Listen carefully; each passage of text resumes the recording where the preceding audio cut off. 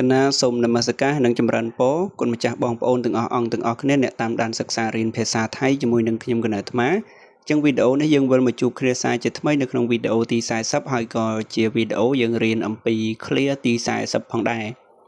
អញ្ចឹងនៅក្នុង clear ឬក៏ប្រយោគនេះយើងចង់និយាយថាខ្ញុំអានសៀវភៅរាល់ថ្ងៃអូខេអញ្ចឹងដើម្បីរៀនជាប្រយោគបានយើងត្រូវការសិក្សាពាក្យមួយចំនួនជាមុនសិនអញ្ចឹងពាក្យទី1ដែលយើងនឹងត្រូវសិក្សានោះគឺผมយើងប្រែមកថាខ្ញុំឬក៏សក់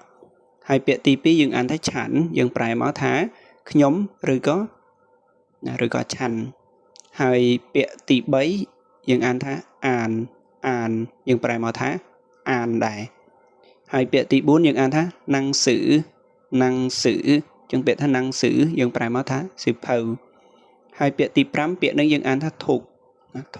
ពាក្យធុកនឹងយើងប្រែមកថាគ្រប់យើងប្រែមកថារាល់យើងប្រែមកថាទាំងអស់ហើយពាក្យទី6ពាក្យនឹងយើងអានថាវ៉ាន់យើងប្រែមកថាថ្ងៃហើយពាក្យទី7ពាក្យនឹងយើងអានថាធុកវ៉ាន់ចឹងយើងប្រែមកថារាល់ថ្ងៃអូខេតោះចឹងយើងទៅរៀនប្រយោគទាំងអស់អង្គទាំងអស់គ្នានៅក្នុងប្រយោគនេះមាន2ប្រយោគដូចវីដេអូមុនអញ្ចឹងគឺប្រយោគទី1យើងអានថា